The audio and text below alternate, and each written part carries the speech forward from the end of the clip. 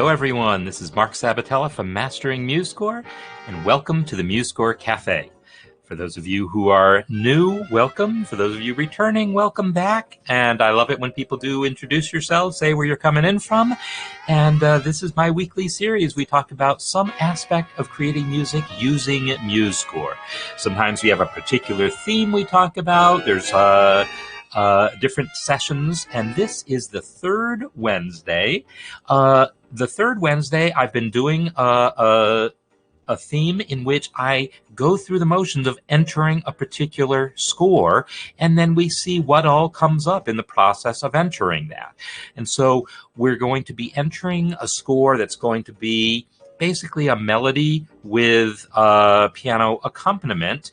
And I'm tying this in with the harmony and chord progressions course so that those of you in the course who are looking at creating examples, doing your projects and so forth, can see how I might go about doing this. So I'm going to be focusing on the MuseScore techniques here, but we're going to be doing this in the context of the kind of music that you might be doing in the course.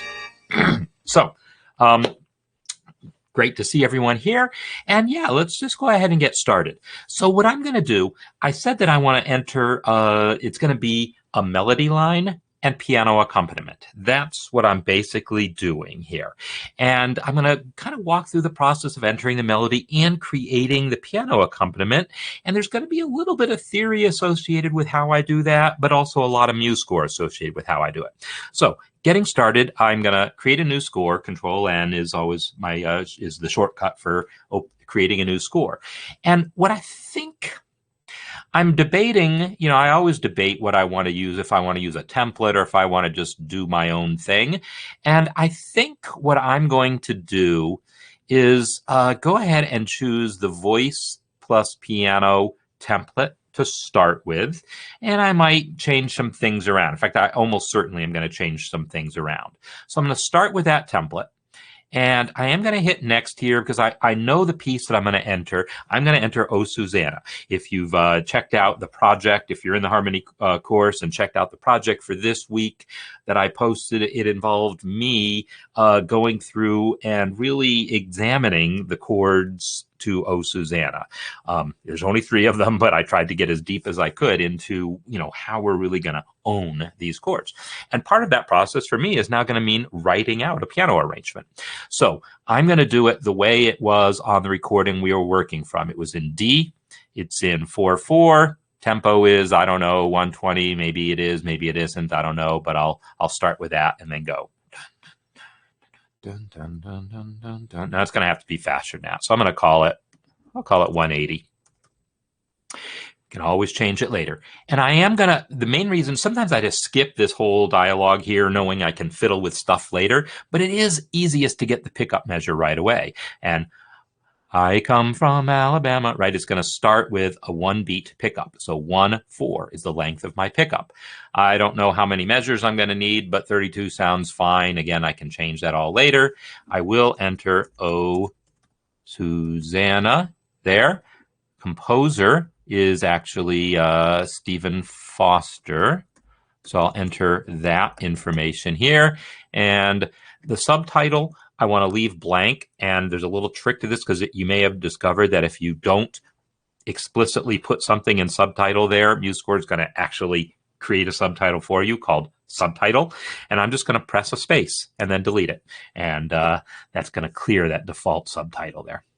All right, everything else is good, so I'm now going to just hit done. And I now have the beginnings of my score.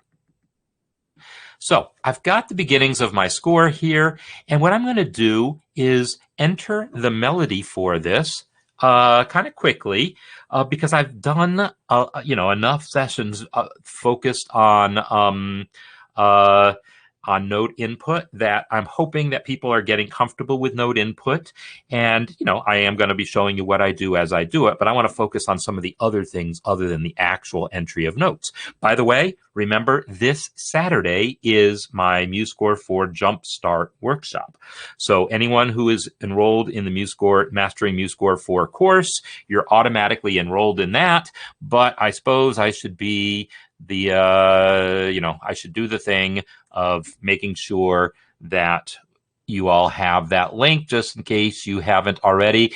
And the link that I'm posting here is the link for more information about the workshop, as well as then how to make sure you're enrolled in the course.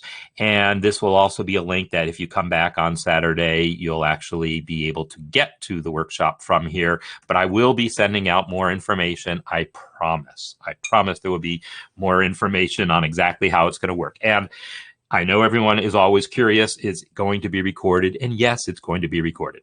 Okay, so that said, so there's the Jumpstart Workshop. So if you're not already enrolled in Mastering MuseScore 4 course, go ahead and do so. You get both for the price of one. All right, end of commercial announcement. Back to actually entering the notes. I'm going to click that first measure, press N for note input mode, and start entering my notes. Now, often when I do these scores of the month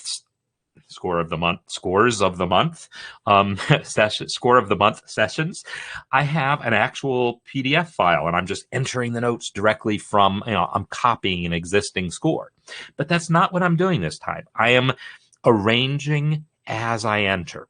So I'm going to enter one particular score that's kind of in my head, but I don't have it already written out. So there's going to be some trial and error about how I create this piano arrangement, and you'll get to see what my process is like for that. So I want it in the key of D, and D, is that a D?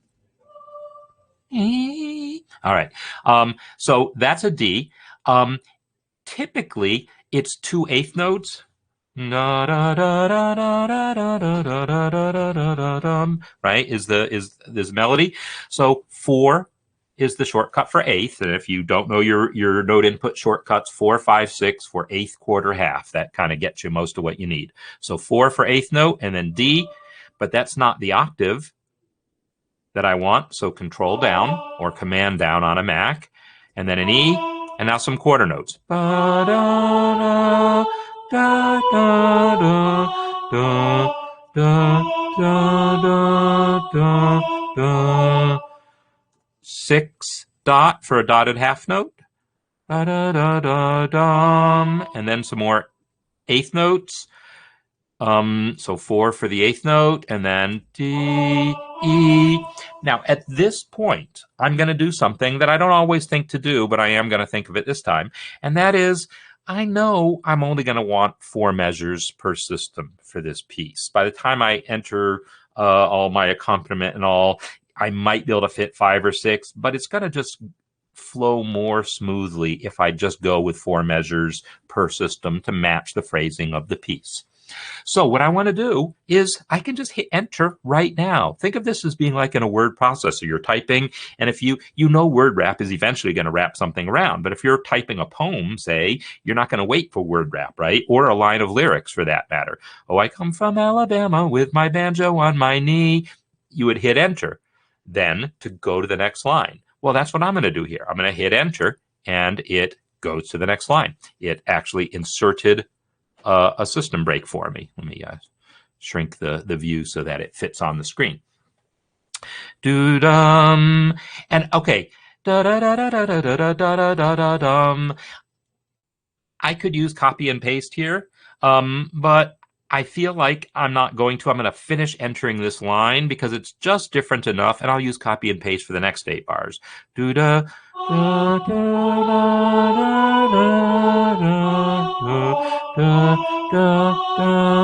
da, da, and then 6 dot dum 4 do dum, and that's gonna start like the second phrase. Right,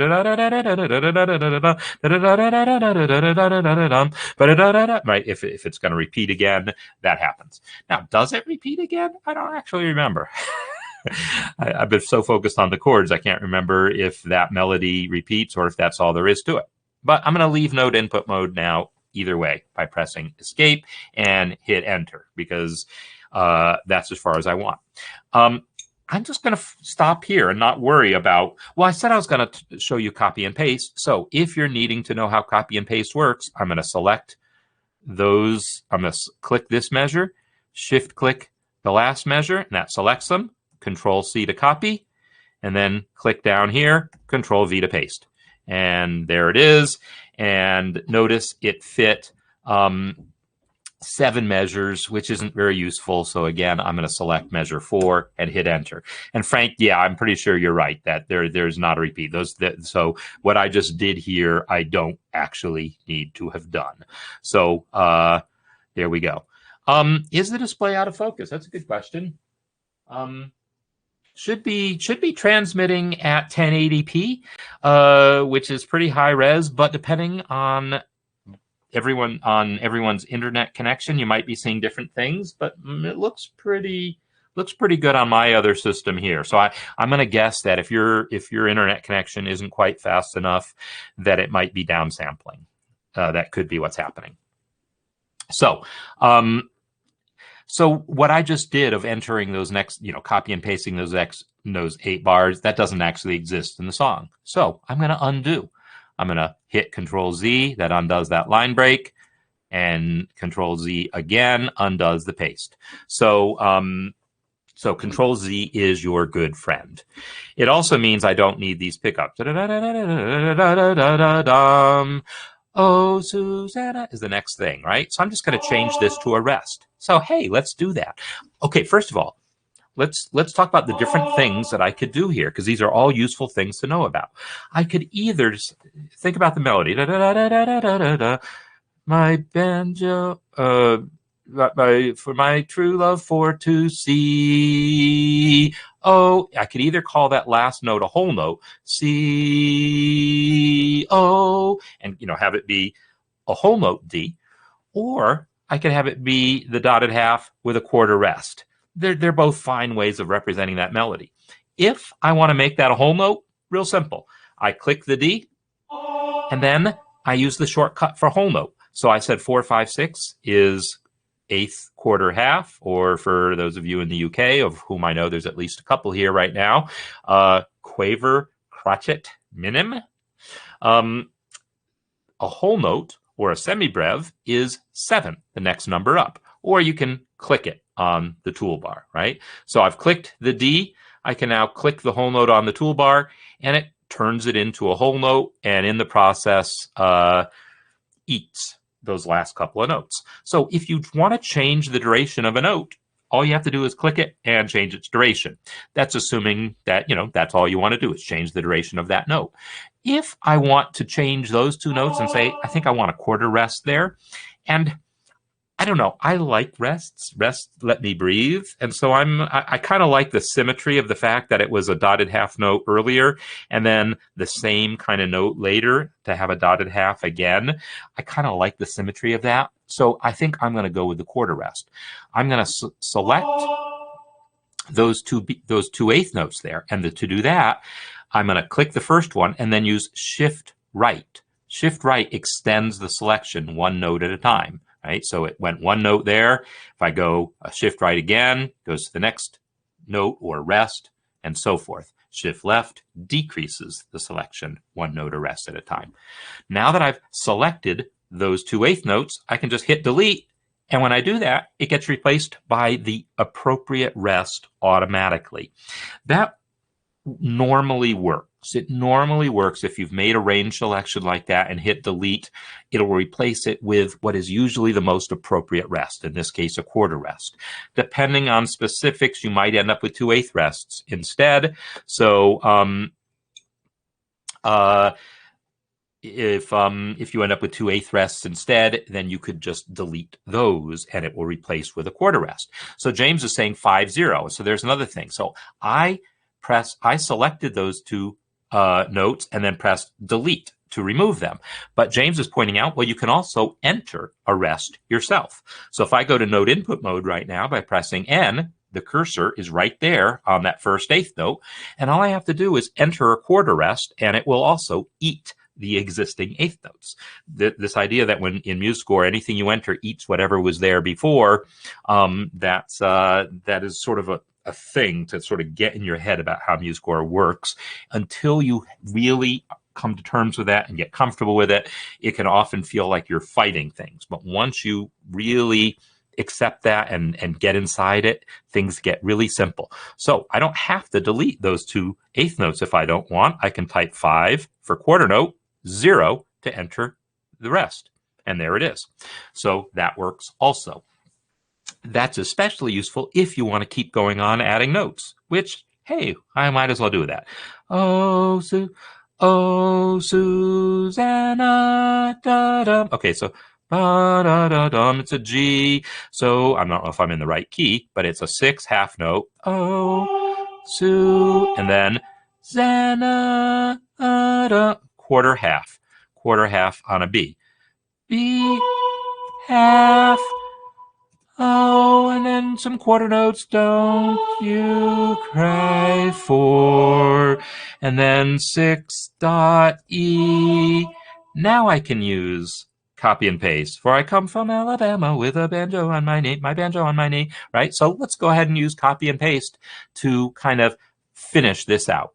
So it's starting right there, starting with that eighth note at the end of bar 4, all the way to the end of bar 8 is what I now want to copy. So select it, Control C to copy, come down, select that quarter note, Control V to paste. There it is. And again, I will add a little system break to get this to be 4 bars per system. There is, by the way, also, if you do Control A to select all, you can also go to Format, Add Remove System Breaks, and it will automatically add system breaks every 4 measures. I didn't do this for a couple reasons. Well, no, I didn't do it because I didn't think of it. That's the real reason. But I don't really want only 4 measures on this first system because the pickup counts as a measure. So if I were to use that command, I would have wanted to start with the first full measure and then select from there to the end of the score. In this case, I used Control Shift End. And now I could use Format, Add Remove System Breaks, and say I want system breaks every 4 measures, and it will go ahead and do that. In my case, I've already added all the breaks I need, so all these extra measures I can just get rid of. MuseScore has a command to just get rid of extra measures. I never use it, to be honest. I've almost never used this command, but I'll show it to you. Tools, and then Remove Empty Trailing Measures. It's going to find the last measure that has any content in it, and if all the empty measures at the end, it'll just remove them. So boom, they're gone. What I said I never use that command because that's fine if the measures happen to be empty and happen to be at the end of your score, as they often are when you're doing exactly this. But deleting measures is a common thing to need to do, whether they're empty or not, or whether they're at the end of your score or not. So I want you all to be comfortable with how to delete measures, whether they happen to be empty ones at the end of your score or not. So the way to do that is select the first empty measure, Shift, Control, End to select to the end of the score, and then Control, Delete, deletes. I could do that about as fast as I can go to Tools and click Remove Empty Trailing Measures, probably. Either way, it's a second or two to get the job done.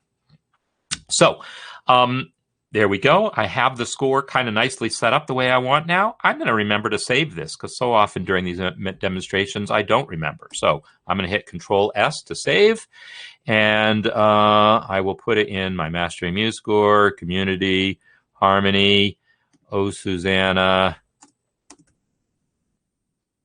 Piano, Vocal. That's what I'll call it. Yes, and definitely, James, I did say Control Delete, but it's definitely very important to point that out, that Control Delete is what removes the measures. Delete just clears them, removes the notes from them, like we saw with those 2 eighth notes. When I pressed Delete, it removed them, but just replaced them with the rest. All right, so I've got this the way I need it. And yes, Colleen, I know you're happy. Your yes is probably to my saving it. So, because you're usually one who reminds me to do that. All right, so I've got my melody in here. For my purposes here, I'm not going to care about lyrics, all right? I will tell you if you want to enter lyrics, you would select a note and use Control L and type I, and then underscore to make the melisma come from, and I'm just hitting space, a dash la dash a dash ma with my, etc.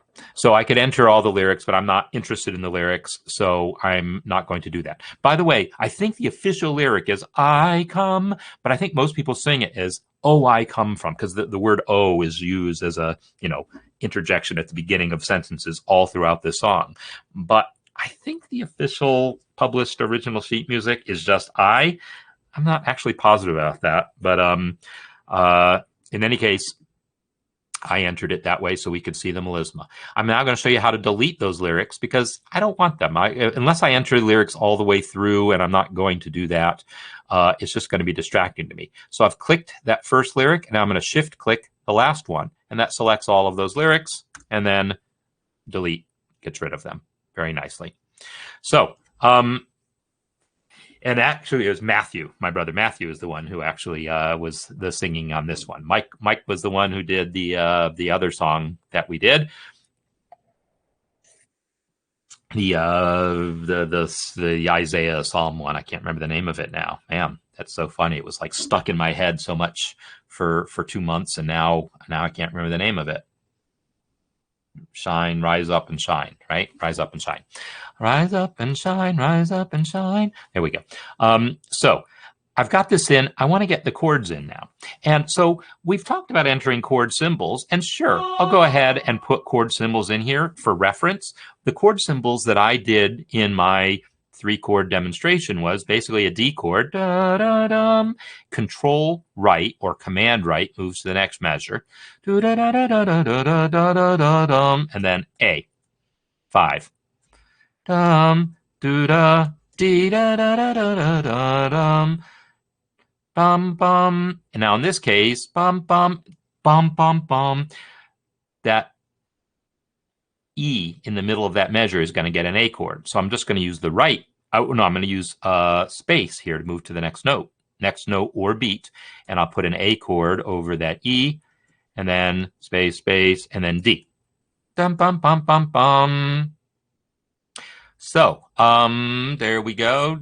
And that's those chords. Why doesn't the pickup measure? And oh, Frank, this is a great question. So let's talk about this. Am I done entering? Let me just enter some more chords. Let me finish entering chords. I'm going to hit Control right, G D D D D A D D D D A, da da D D D D D D D D D, and then space space A, Control right D. So space is the next note or beat. Control right is the next measure. I'm going to save it again and then address Frank's question. So there is a tradition that existed up through, say, the late 19th century that says if you have a pickup measure here, that we should shorten the last measure to account for that pickup. This tradition was pretty ingrained in a lot of music, at least short pieces.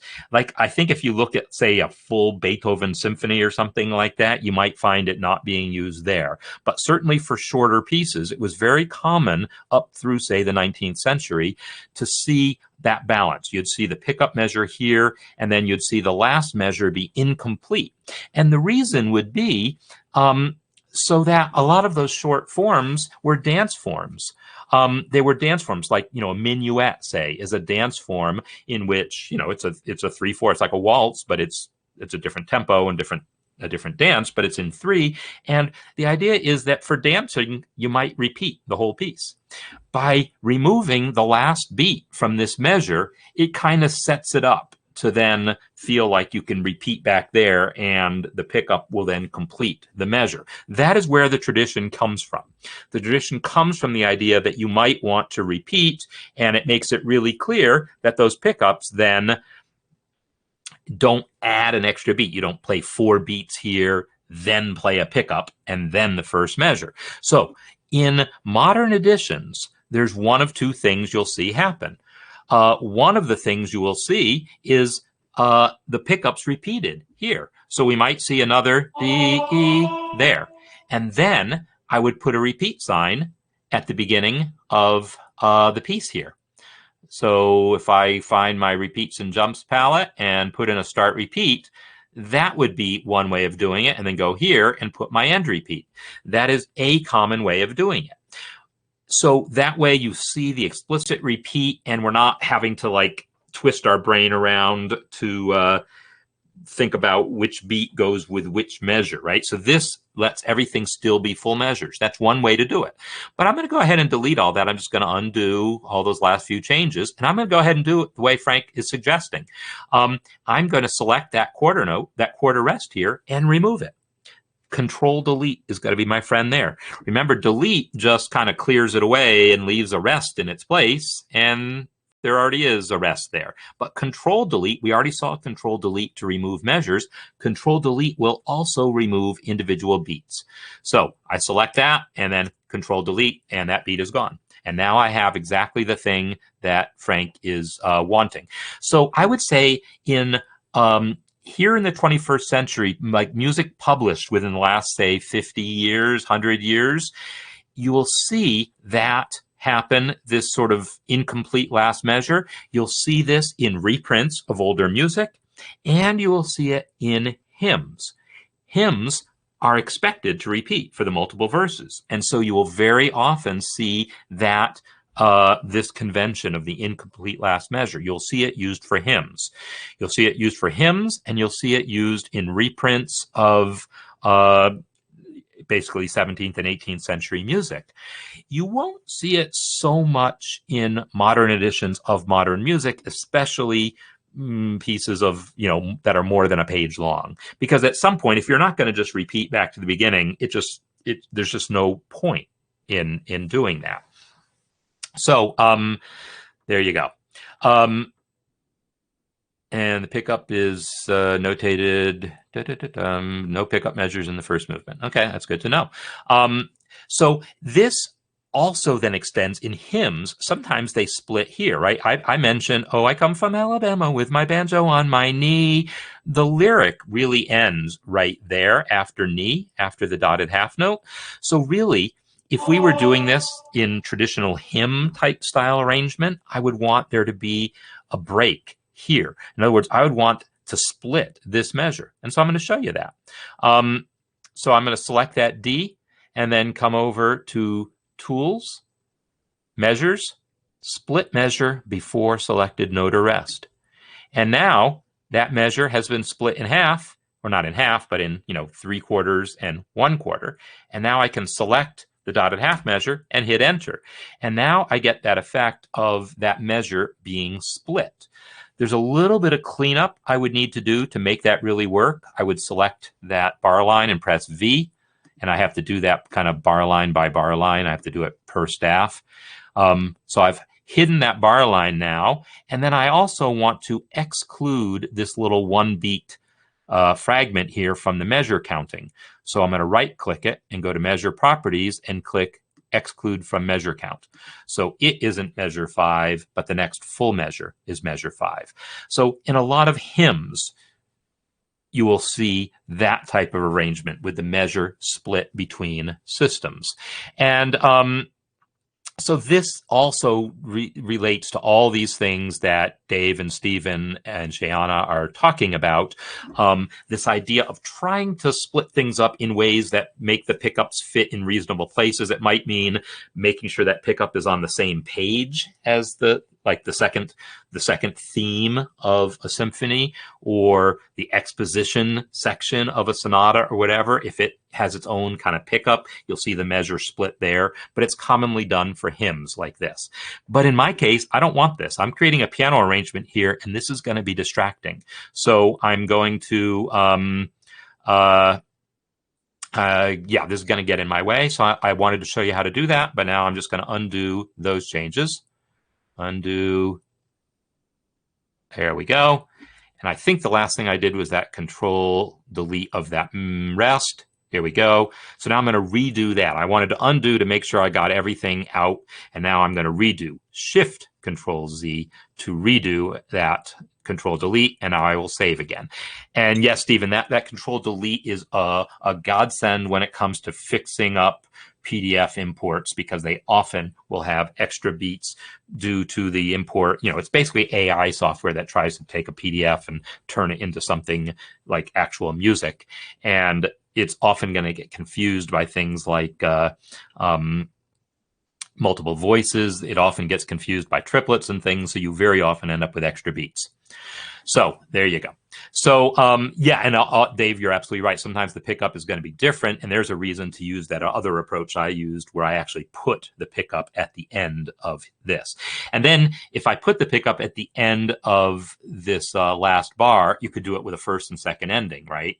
And the first ending would show the pickup, and then the second ending would be for the last time through, and it would not have the pickup. That's pretty commonly done as well. All right, I want to move on now to talking about actually putting in piano accompaniment. So in the harmony course, I talked about a voicing strategy, and I'm going to enter the notes using that voicing strategy right now. I'm just going to do it, all right?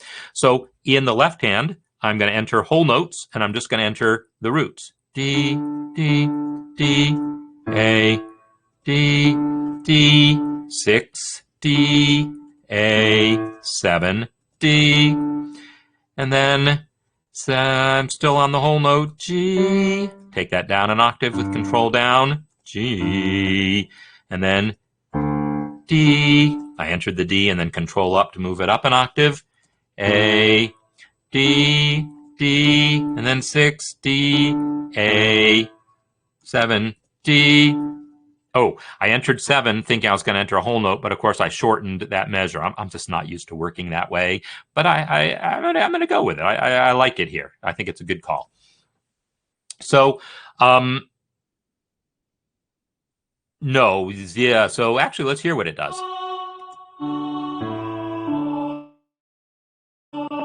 Cuts off after 3 beats, right? So yeah, and that is a thing, and that's one reason, frankly, why not, no pun intended on your name, that is one reason why the practice started dying out, because if you're not repeating the piece, there's no reason in the world that last measure's duration should have anything to do with whether there was a pickup. You might have wanted a whole note, and then it would seem silly not to be able to have a whole note just because there was a pickup earlier, right? So as people are starting to write more complex pieces in which by the time you get to the end, it's not that related to the beginning, it just feels odd to not have complete control over that last measure. So anyhow, I've got in the roots of my chords. What I'm going to do now is quickly enter the voicings. And the voicings that I'm going to enter are going to be using the strategy I talked about in the course, and I've talked about in other lessons in the Music Masterclass. So the strategy is I'm going to play these triads with one note below middle C. And where possible, I'm going to keep common tones between voicings, and that's going to be my basic rule of thumb. So I'm going to enter notes for the right hand right now, and I'm just going to enter whole notes, all right? So go to note input mode, 7, A, control down an octave, Shift D, Shift F. That's how I'm building that chord, A, D, F sharp. Now, because that chord repeats, I can use a nice little trick of just pressing R, and it repeats the chord. Press it again, and now I'll enter my A chord. A, Shift C, Shift D. And now A, Shift D, Shift F, R to repeat, except, oh, no, I don't want a whole note. I'm going to undo that. R works also with new durations. So if I press 6 and then R, it's going to repeat that previous chord as a half note. So 6, R gives me my half note chord. And now A, Shift C, Shift E, 7, A, Shift D, Shift F. All right. At this point, I'm going to save this thing. I could call this done, right? I'm going to play this. It's not going to be impressive, but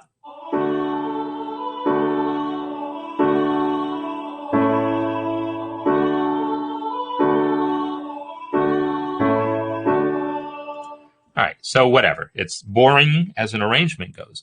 But what I want to show you here next is I'm going to do just kind of the bare minimum of making this more interesting. All right. So in order to do that, I think I'm actually going to turn on, give me a moment here to get my camera, overhead camera working. Not going to do the whole, hello, did I not say that? All right, well, I guess I need more than a moment to get the overhead camera working. It doesn't seem to want to come on right now. I'll try this again. Give me a second. Close that window. If it doesn't work, I'm not going to worry about it. But it would be kind of nice to be able to use the overhead camera. Live streamer. There we go.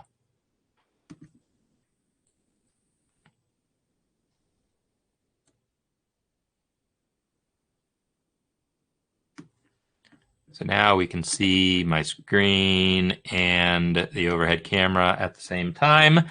There we go. Let me get the chat involved as well so I can see that at the same time in case something goes wrong.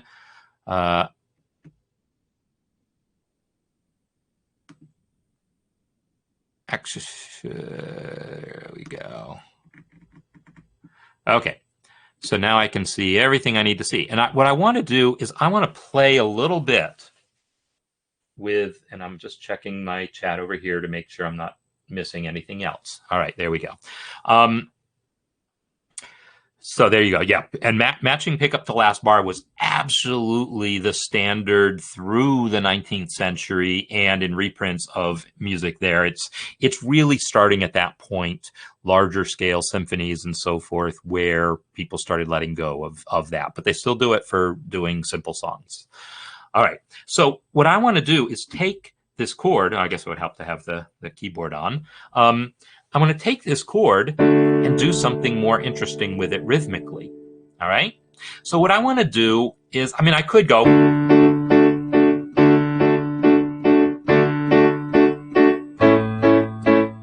I could do that, but that's not interesting enough to be worthwhile. There's, I mean,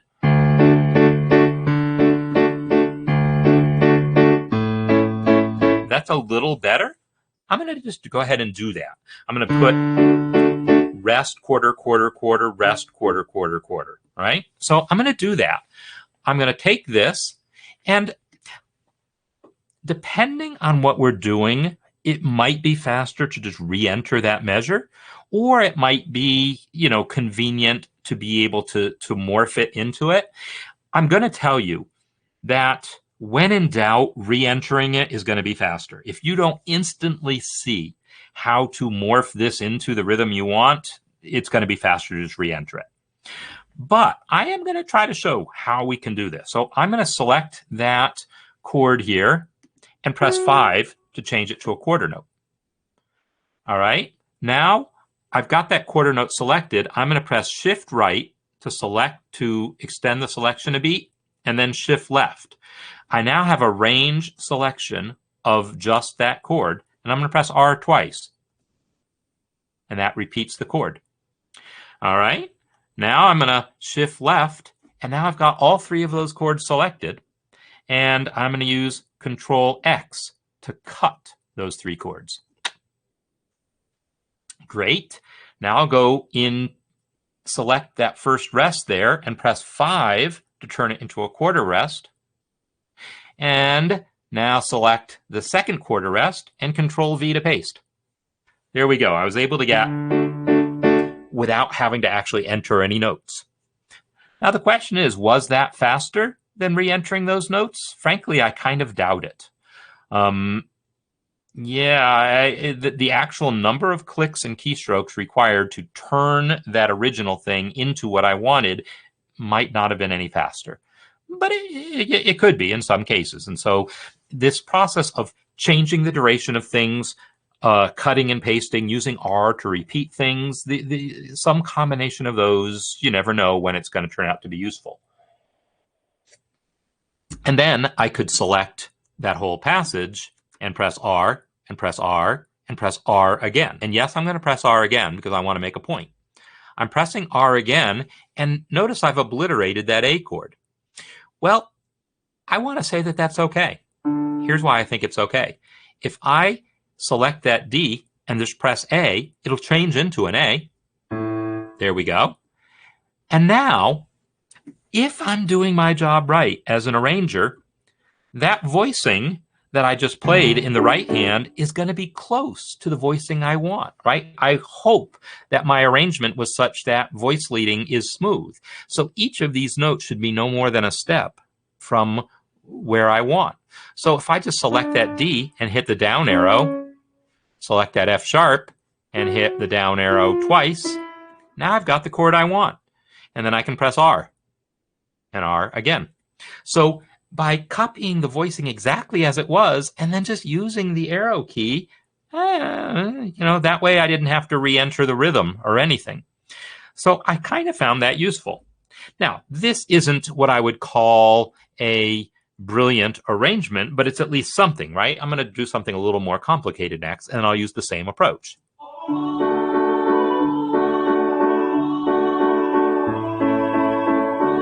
And then same thing. Oh, the next four measures are kind of identical. Let's get that happening. Why not? Let's copy those two measures. Click, Shift, click, Control C to copy. Come down here, Control V to paste. And now, boy, this measure here, I feel like this guy should be I want that. I'm just making this real simple. I'm not trying to win any Grammys here for my piano arrangement. So what I want here is I want this to be a quarter note.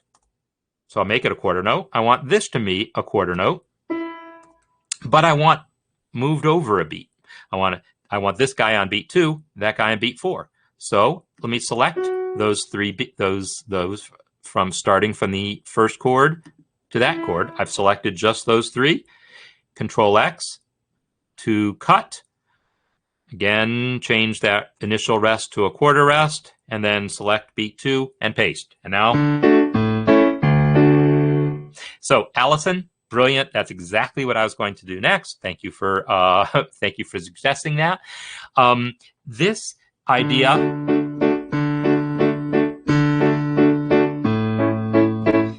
And James, you're absolutely right. You can enter 5-0 to enter that rest. I didn't want to have to get into node input mode. Is part of why I didn't do that here. I knew I didn't want to be in node input mode, so I was trying to do what I could without having to enter and leave node input mode. 5-0 would put you in node input mode, and then you'd have to leave it again.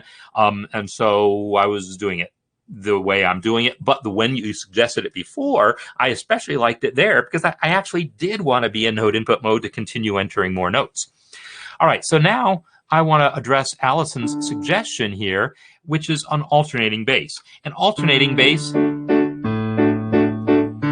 could mean that. It could mean alternating between root and fifth. I've often told the story before about a friend of mine who's a bassist, and her email address was rootsandfifths@gmail.com or something like that. Roots and fifths, that's the job of the bassist. It's a lot more to it than that, but it is, the fundamental job of the bassist is roots and fifths. So if I just do this, that still doesn't feel like enough. Now that I've established that the left hand might be half notes, maybe I want to use that. So let's do that. I'm just going to copy and paste this measure. I've already got a D and an A. So if I come down here and put this in, and then R it a couple of times. But now I don't need that chord on beat 2.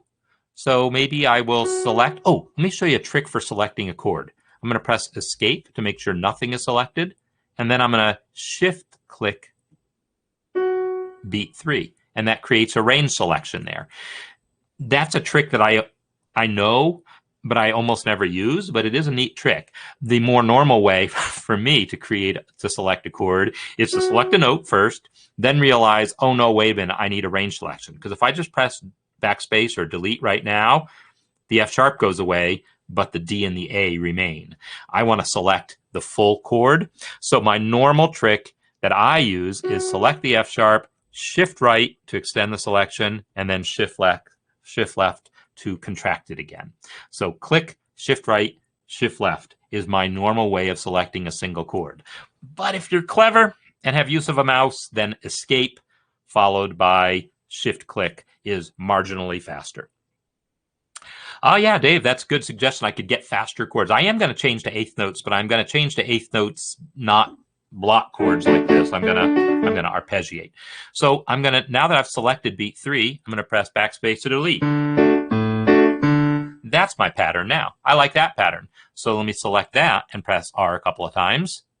And I will delete beat 3 from this measure. I pressed escape and then forgot to shift click because I just don't do that trick. Shift click. And so here's a thing that's like it's not necessarily a pet peeve, but it's a judgment call to make. I'm going to play this, and then I want you to think about this. Oh, I messed up. Third measure, fourth measure. I don't like repeating the A. In other words, in the left hand, beat 1, 2, 3, 4, and then on the A chord, I don't like repeating the A. So I see two choices here. So this is more the music theory aspect. I see two choices. One of these is going to be a different inversion. I'm either not going to use the fifth in the middle of beat in the middle of measure 3, or I'm going to put the fifth or even a third here in measure 4. I think I'm going to go with I'm going to go with putting an F sharp on beat 3. Boom. Is that the right choice? I don't know. It's the choice I'm making. Actually, when I do it, I don't really like it. How about maybe I just go with another D. Anyhow, you get to solve that problem over and over again when you're creating these arrangements. If you are doing simple bass lines like that, figuring out what bass note you want to pick, and then what you want to do about places where that bass note would repeat. I mean, we think of common tones as a good thing, but they're not that good of a thing when we're dealing with bass parts, simple bass parts like that. There's this notion that it should be different every note. So is a possibility, or Dave just said walking up. So I would probably, right, that's a possibility also. There's lots of possibilities here. I'm going to keep it simple though and just go with this. And change that to a half note by pressing 6, and then select the eighth. I select the rest and press an E, and I'll put it up in this octave so it connects down to the D there. So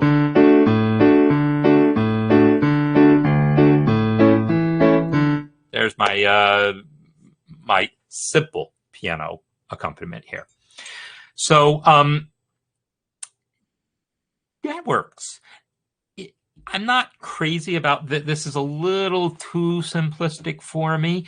I mean, I'm not looking, like I said, to win any awards here, but I think I can do better than that, and I'm going to. And what I want to do is do something that feels a little, I mean, I'm not going to say this isn't pianistic at all, because there actually is a fair amount of music in which the accompaniment really is this kind of oompa kind of pattern. But I think I can improve it through using something more arpeggiating without getting too much more fancy. So right,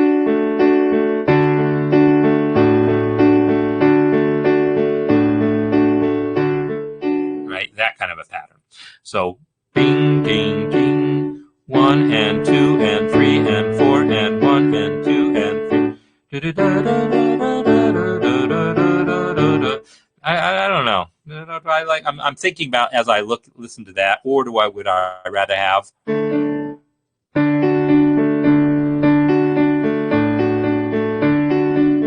It could be either of those, but I think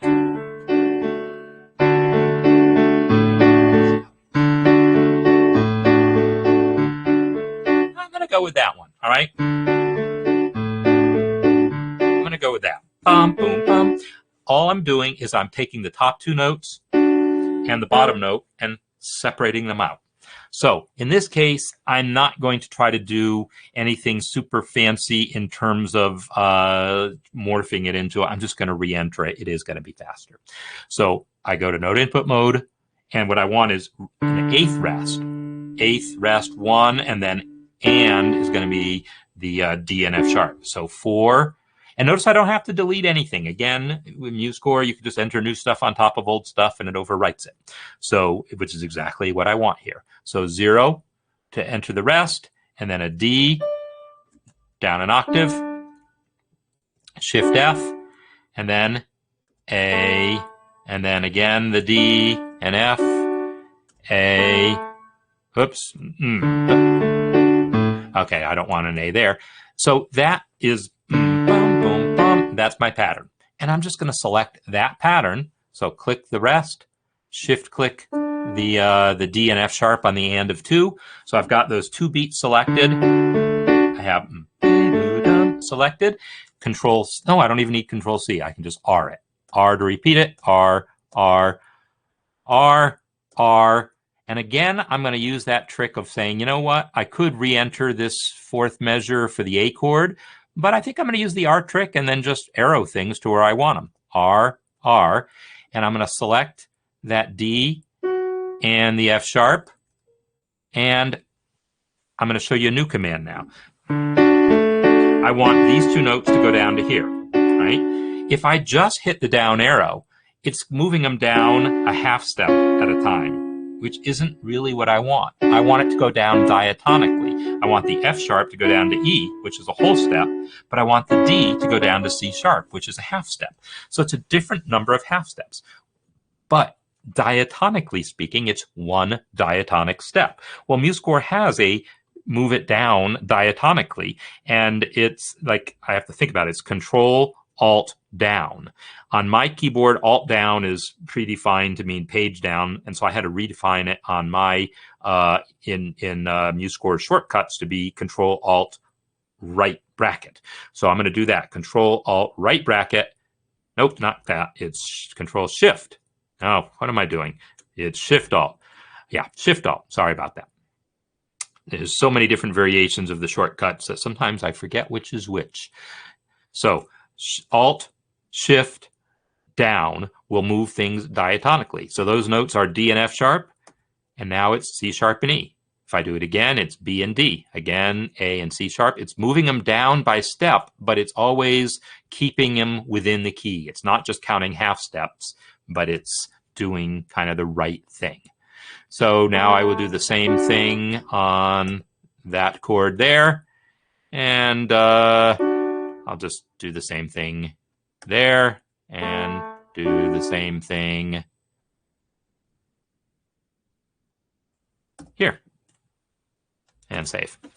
So now I have something that's actually starting to seem like it's a reasonable arrangement. No, it's still not particularly creative or whatever, but it's getting the job done.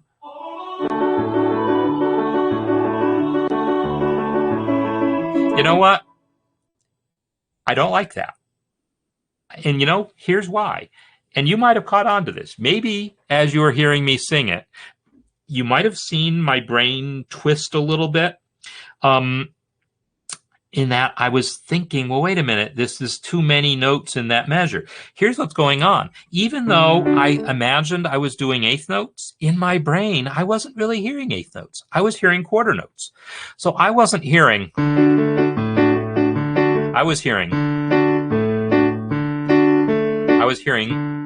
1, 2, 3, 4. I was hearing that because this sounds too rushed to me. Would you agree? Sounds too rushed? Yeah, that's too rushed. I don't like it. So now I'm going to use Dave's suggestion. This is the right pattern. That is absolutely the pattern I want. But I don't want it to be, I don't want it to be eighth notes. I want it to be quarter notes. Well, let's learn how to do that. I'm going to select that passage, and I clicked the rest, and shift right to extend it. So I've got those 2 beats selected. So check this out. This is kind of magic. I'll use Control X to cut. And now I'm going to use a command called paste double duration. Edit, paste double duration. This has a shortcut, Control Shift W. If you think about Control W, think about, well, the W command in MuseScore is used to double the duration of a single note. Double W by itself. Shift W will increase it, adding a dot. Control Shift W increases it, but for a whole selection. So anyhow, Control paste double duration, boom, and now I've got that pattern. That same pattern, but the durations have been doubled. It doubled the eighths to quarters, and if there'd been quarters, they would have been doubled into halves, etc. Now, the only thing is, I no longer like that A in the bass on beat 3, because it's doubling what's in my right hand. So maybe I want this to be a dotted half quarter. I don't know,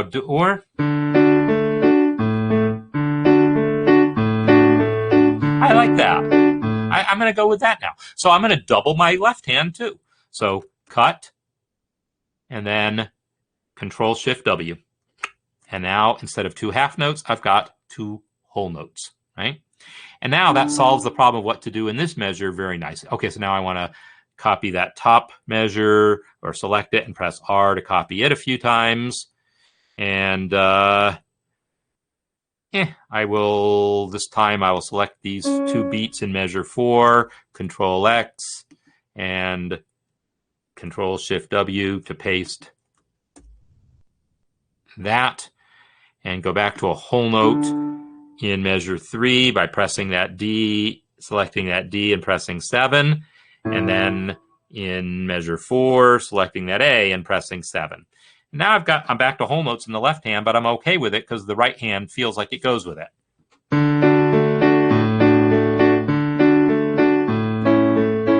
That's my pattern now. Again, still not an award winner, but it's feeling pretty decent to me. Let's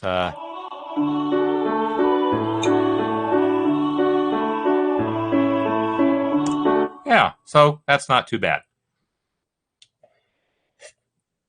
Oh yeah, Stephen, I think you are absolutely right that Stephen Foster lyrics will be pretty frowned upon today for the most part. I mean, he was a product of his generation, but yeah, it's there's lots of stuff in a lot of folk songs of that era in the United States anyhow that are dealing with slavery and its aftermaths, and still being very condescending, and lots of stuff that's not so cool. And that's something that, like Matthew, my brother, who in the harmony course, I used this as an example, and we went through the harmonization and how to like really figure out these chords and those voicings and singing them and all these things. So Matthew has made a kind of a bit of a career, a music career, out of taking American folk songs and presenting them, telling the story, the history of the United States through these songs, and then getting to discuss things like that about, okay, well, the lyrics here's the time frame they were coming from, and here's what's going on. But some songs are saying, you know what, we're just not even going to do that song. So there's a lot of interesting things that come up. Anyhow, those are some techniques. And so now I can take that whole passage here and copy those 3 bars down here, and I've got that. And the only adjustment I need to make, okay, so in whatever this is, bar 7, banjo on my, is what I could do, right? I certainly want a half note there, boom, banjo on my. I'm trying to decide if I really want 2 A's here, because now I don't get to hear the 3rd on beat 3. So, bum, bum would be a possibility. Bum, bum, bum. Or, I thought I was going to like that one better than I did.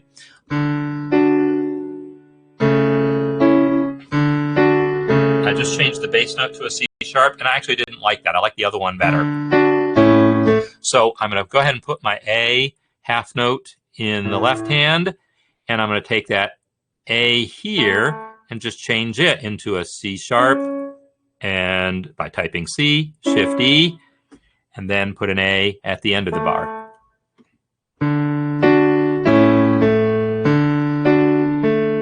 And then something different would happen in bar 8 there to kind of put a bow on the end of the verse and get ready to go into the chorus. And the chorus, I would probably go with a slightly different rhythmic pattern. So anyhow, this is my process. I'm going to save this. This is my process when I'm creating arrangements like this. You get to see how I'm starting with something simple and then making it more complicated. Now, I don't always do that. Sometimes I have a more fully formed idea in my head. But you can totally do this. You can totally start by just making sure you see what the voicings are, putting them down, and then maybe refine things and try out different rhythms. And at least by having the chords already there, you've got a starting point for knowing what your voicings are. Because even as I experimented with these different rhythms, the voicings never changed, right? That D chord has been these 3 notes, whether it's all 3 of them together, or whether it's this, or if I do an arpeggiated pattern like that, it's all the same. James, can I change the A to G for a 7th? Absolutely. So if I change this A here to a 7th, it's going to make me want to take it down there, and or maybe here. I'm going to actually take it up there. I'm going to have it be a G up here, because voice leading wise, I want it to come down to a D. I mean, I want it to come down to an F sharp. I want da-da. So I want that to happen. I want da-dum. I want that 7th to resolve to the 3rd. That's a really characteristic voice leading thing that we'd want to happen. And yes, all these chords will eventually be 7ths, and I have a whole series of reharmonizations that I've done of this, in which there's all sorts of crazy additional chords. We're going to see this song throughout the harmony course, and it'll probably make an appearance again in the cafe as well.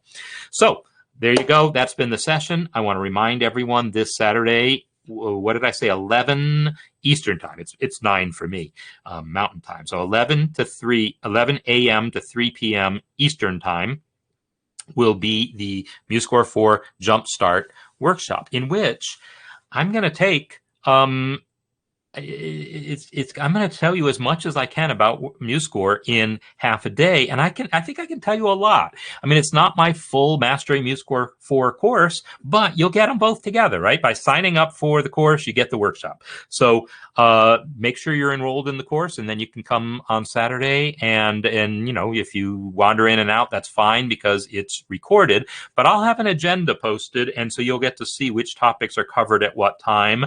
I've kind of got that worked out already myself, but it's going to be a full half a day in which, if you're new to MuseScore, relatively new, you're going to learn a whole lot. Like everything I just talked about here, I'm kind of experimenting. I'm not going to be experimenting on Saturday. I'm just going to show you this is how to do this thing, and then we move on. And so it's going to cover note entry, it's going to cover text, it's going to cover page formatting, it's going to, you know, basically cover a little bit of everything you would need to know. So I believe I had said it's 4. No, I don't want to guess. I want to click the link and find out. So I'm going to click that link and see what it says.